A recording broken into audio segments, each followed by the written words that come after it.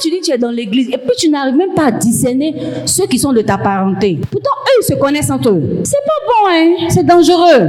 Tu es là ou tu n'es pas là? Les hybrides, ils nous présentent leur Dieu. Et leur Dieu, c'est Mammon. Leur Dieu, c'est l'argent. Ils savent que aucun être humain peut tenir, à moins que l'Esprit de Dieu l'ait révélé que ça, là, c'est pas bon argent.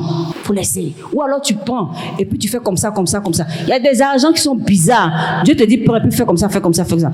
Et puis ils attendent maintenant le guet-apens. Ça marche pas parce que tu as fait ce que Dieu. Maintenant, toi, tu n'obéis pas à Dieu. Là, guet-apens va te prendre, ça t'attraper. Est-ce que vous me comprenez même? Les hybrides. Ils viennent nous présenter l'argent.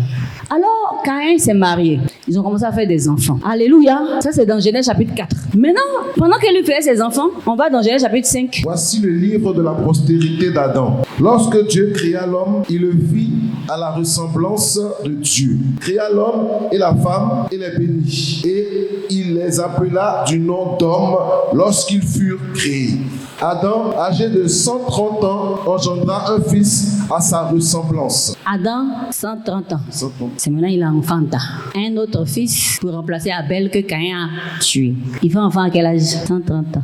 Genèse chapitre 5, non. C'est maintenant sa vie commence. C'est à 130 ans là que vraiment il commence maintenant. Et il a engendré 7. À partir de 7, ils ont commencé à faire la nouvelle génération de qui? De Dieu. Mais quand vous regardez pour monsieur Caïn là, quand vous regardez au verset 17 là, on dit quoi? Caïn engendra son fils. On n'a pas dit descendant de Dieu. Hein. On n'a pas dit ça. Où est la différence? Donc déjà, c'est clair et net qu'il y a la race des hybrides, puis il y a la race de Dieu. Il y a la race de la chair et il y a la race de l'esprit. Ça ne chauffe pas. Donc quand ils ont leur comportement bizarre là, il faut que tu sois honnête pour dire ça là, c'est le caractère de la chair. C'est pas de mon royaume, donc je passe mon chemin. Les gens sont en train de faire leur comportement et puis maintenant toi tu vas t'asseoir pour bien regarder. Passe ton chemin. Passe ton chemin. Donc, Seth est né lorsque Adam avait 130 ans. Après, qu'est-ce qui s'est passé? Au chapitre 6, on lit, ils ont sauté la clôture. Ils sont partis, où il y a les filles là. Le Seigneur me dit, mais attends, c'est qui ceux-là même? On dit, non, ce sont les enfants d'Adam, hein? Les fils de Seth là.